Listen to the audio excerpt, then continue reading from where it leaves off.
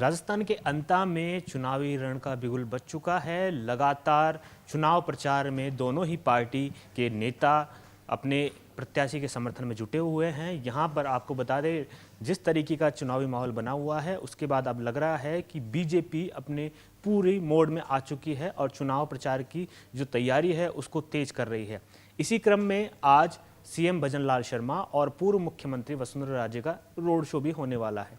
और सबसे खास बात यह है कि अब तक जो अंतर्कलह और गुटबाजी जैसी खबरें सामने आ रही थी, उन पर भी कहीं ना कहीं इस रोड शो के बाद विराम लग जाएगा, क्योंकि देखा जा रहा था कि अंता उपचुनाव के दौरान अब तक दोनों ही नेता नदारद दिखे थे, लेकिन महज 4 दिन पहले आज रोड शो होने वाला है। इस रोड शो के माध्यम से सीएम भजनलाल शर्मा और पूर्व मुख्यमंत्री वसुंधरा राजे एकजुटता का संदेश देंगे और विरोधियों को ये बताएंगे कि बीजेपी में एकजुटता है और वो जो चुनाव लड़ रहे हैं वो भी एकजुट होकर लड़ रहे हैं। तमाम जो गुटबाजी और अंतर्कलह की खबरें हैं वो केवल हवा थी। वहीं दूसरी तरफ कल पूर्व डिप्टी सीएम सचिन पायलट यहाँ चुनावी रण में दिखे थे और कांग्रेस प्रत्याशी प्रमोद जैन भाया के समर्थन में चुनाव प्रचार कर रहे थे। यहाँ इन्होंने तमाम बातें भी की और बीजेपी पर अंतर्कलह जैसे आरोप भी लगाए थे। उन्होंने कहा था कि बीजेपी के नेता यहाँ पर इसलिए नहीं दिख रहे क्योंकि इनमें गुटबाजी है। एक तरफ वसुंधरा राजे गुट है, दूसरी तरफ भजनलाल शर्मा का गुट है। ऐसे में आज जिस तरीके से बीजेपी के दोनों ही बड़े नेता की ये चुनावी रैली है और चुनावी रोड शो है, इसके बाद में कहीं ना कहीं प्रदेश कांग्रेस के तमाम उन नेताओं को एक जवाब इस रोड शो के माध्यम से मिल जाएगा जो लगातार बीजेपी पर तमाम बड़े आरोप लगा रहे थे। वहीं दूसरी ओर बताया जा रहा है कि जो इस त्रिकोणीय मुकाबले में निर्दलीय प्रत्याशी है नरेश मीणा, उनके समर्थन में भी हनुमान बेनीवाल कहीं ना कहीं 8 नवंबर को एक चुनाव प्रचार कर सकते हैं। ऐसी खबरें भी सामने आ रही है।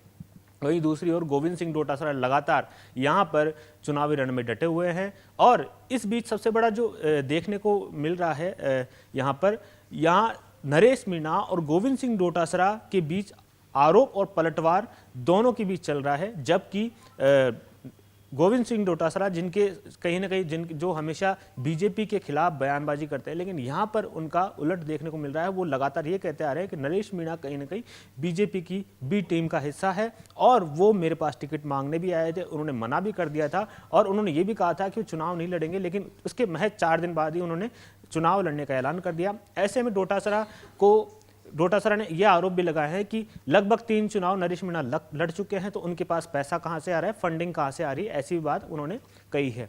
वहीं दूसरी ओर नरेश मीणा लगातार चुनाव प्रचार में डटे हुए हैं, जन समर्थन मांग रहे हैं और जनता के बीच पहुंच रहे हैं।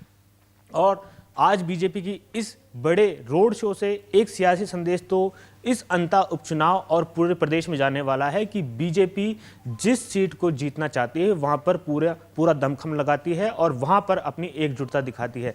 यही सियासी संदेश इस रोड शो के माध्यम से बीजेपी देना चाह रही है। ऐसे में आज पूर्व मुख्यमंत्री वसुंधरा राजे और मुख्यमंत्री भजनलाल शर्मा का ये रोड शो रहेगा। इसमें बताया जा रहा है कि जो बीजेपी प्रत्याशी है मोरपाल सुमन और बीजेपी प्रदेश अध्यक्ष मदन राठौड़ और सांसद दुष्यंत सिंह इस रोड शो के लिए जो रथ बनाया गया है इस पर एक साथ सवार होंगे और सियासी संदेश और एकजुटता का संदेश देने वाले हैं।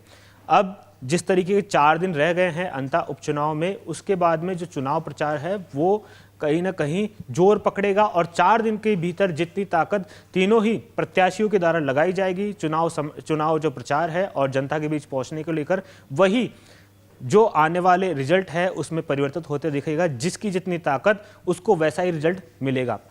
ऐसे में ये बीजेपी का जो रोड शो है वो ये माना जा रहा है कि गेम चेंजर भी साबित हो सकता है, क्योंकि दोनों ही बड़े नेता हैं और वसुंधरा राजे का ये प्रभाव क्षेत्र वाला इलाका है। यहाँ से पूर्व मुख्यमंत्री वसुंधरा राजे लोकसभा सांसद भी रह चुकी है, 4 बार लोकसभा सांसद रह चुकी है। वहीं उनके बेटे सांसद दुष्यंत सिंह, उनका भी प्रभाव वाला क्षेत्र है। ऐसे में पूर्व मुख्यमंत्री वसुंधरा राजे ने मंगलवार से ही चुनावी जो प्रचार है उसकी कमान संभाली थी और उन्होंने कहा था कि तमाम बयान भी दिए थे कि जनबल नहीं धनबल यहाँ पर जोर पकड़ रहा है कांग्रेस की तरफ से, वहीं यहाँ जनबल जीतेगा। ऐसे में माना जा रहा है कि मोरपाल सुमन है वो एक साधारण कार्यकर्ता के तौर पर यहाँ पे काम कर रहे हैं और जनता के बीच उनका अच्छा खासा प्रभाव है और वो यहाँ के जो लोकल प्रत्याशी है उसका फायदा मिलेगा। ऐसे में जनबल की ही जीत होगी। वहीं दूसरी ओर कांग्रेस के बड़े नेता भी यहाँ चुनाव प्रचार में डटे हुए हैं। तो ऐसा माना जा रहा है कि 4 दिन के भीतर जितनी जिसकी ताकत लगेगी, जितना जिसका चुनाव प्रचार में देखने को मिलेगा, वही कहीं ना कहीं इन जो रिजल्ट के समीकरण है उनको बदल सकता है। ऐसे में इस रोड शो से आज बड़ी ताकत बीजेपी अपनी दिखाने वाली है। कैमरा पर्सन विक्रम के साथ मैं हेमंत शर्मा, जयपुर।